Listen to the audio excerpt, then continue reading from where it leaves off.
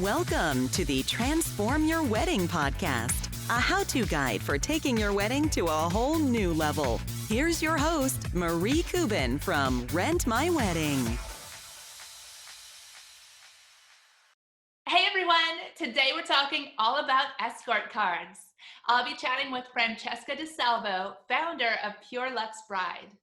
Francesca is known for cultivating high-energy, creative weddings and events.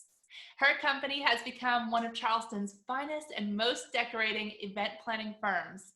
They've received awards such as the Best Wedding of the Year award from Rent My Wedding, as well as the Knott's Best Wedding Awards for the past 8 years.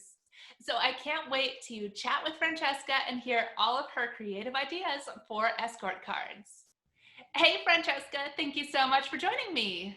Thank you so much for having me. I'm really excited about being a part of this.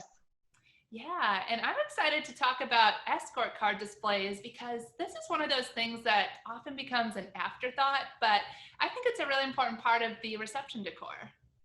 It definitely is. A lot of brides put paper and things like that on the back burner. So we like to try and make it creative and make it something that actually looks like it is meant to be.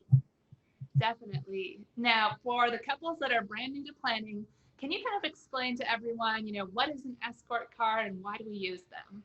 Yes, definitely. And this is one of those things that I find that we are explaining often because a lot of people don't know what an Escort card is or don't know what the difference is between an Escort card and a place card because they're two completely different things.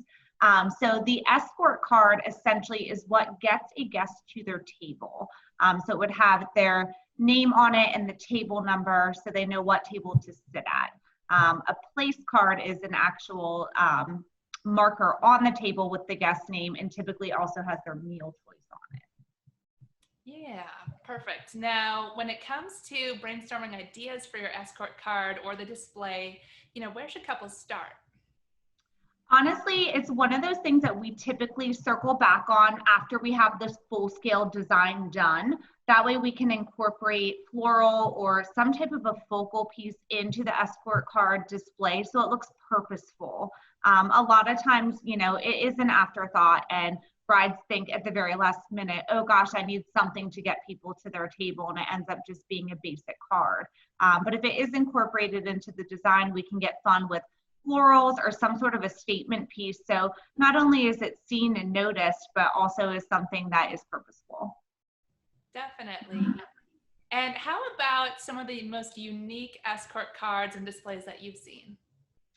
So we are a pretty floral heavy planner in terms of the way that we design. So we love incorporating flowers into the Escort card display. So whether it is suspended flowers on the back of a boxwood wall with, the names and table numbers listed in that manner, or some sort of like a freestanding display, or something that could honestly even be used after the Escort cards aren't needed anymore as more of like a backdrop for photos or to move the cake in front of or something of that nature too.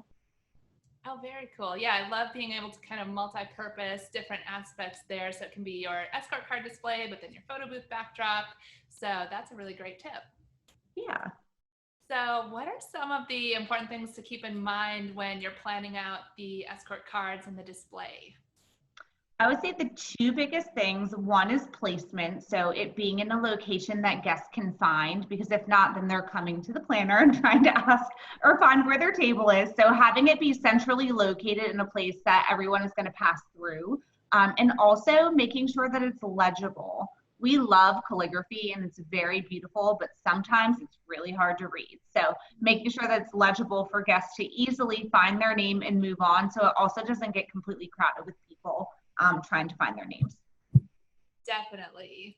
And now a lot of couples think about doing kind of a DIY approach to their Escort cards. So what are some things to think about when you're, considering DIY versus purchasing something?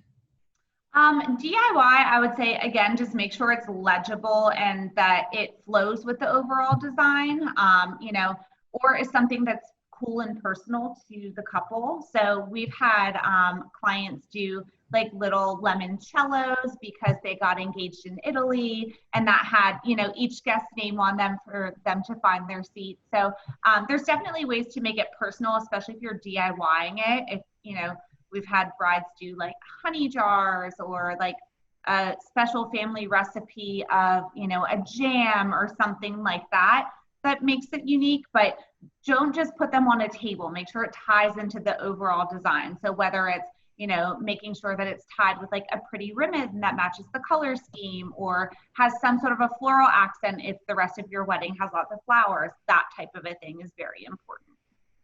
Definitely.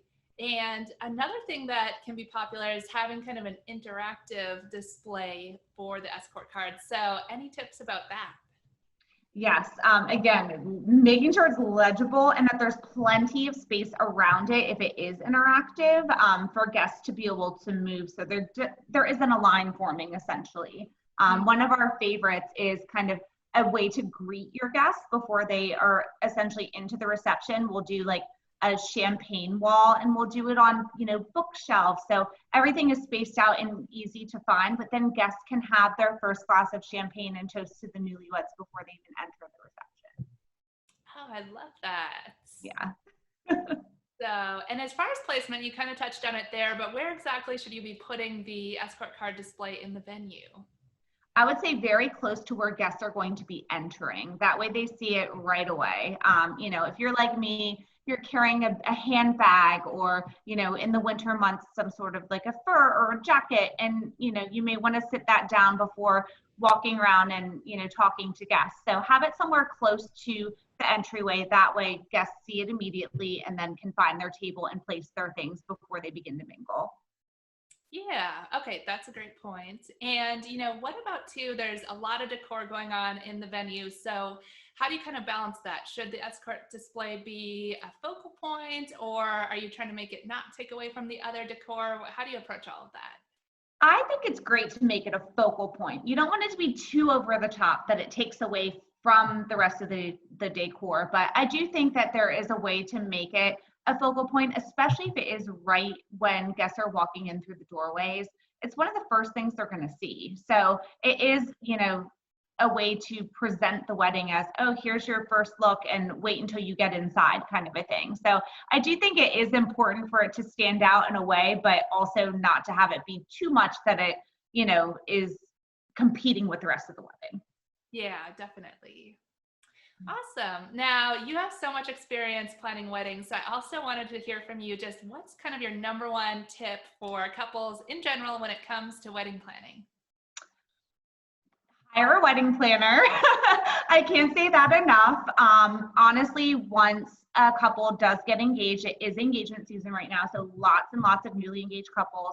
I think outside of hiring a wedding planner, the first things to do is to talk through the guest list about how many people you're going to anticipate. And the other big thing is the budget. And if you're not sure of the budget based on the location in which you're getting married, talk to a planner because they can at least give you a range of what it would be. And if you like their work, then it would be very comparable to what they do.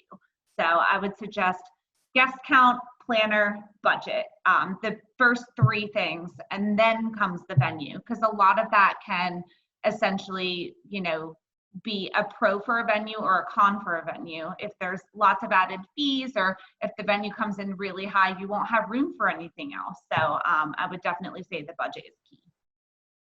Yeah, I think that's a great tip because a lot of times, you know, venue is something that couples have right off the bat, you know, as they're getting engaged, they already have this dream venue in mind, and you want to just be careful not to get completely locked into a venue because, like you said, once you start really looking at that overall budget and all the different pieces that go together, that dream venue might not fit. So you want to make sure that you do the initial planning work first and get, you know, really laid out the budget and know exactly where you stand before you start making big decisions like actually choosing the venue.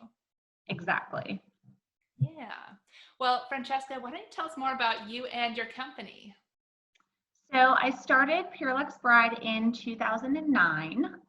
It started in Pennsylvania actually as a coordination only company, believe it or not.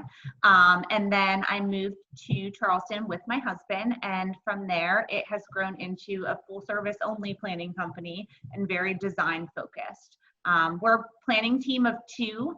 Blake and I have been working together for the past 7 years, and we do all of our weddings and our designing together, which is a lot of fun because it's like working with your best friend and, having a lot of fun doing it. Our clients, they each rely on us for different things, but at the end of the day, they know that the design is going to be cohesive because they have 2 people, 2 sets of eyes, and that it's going to run smoothly because we're both on event site too.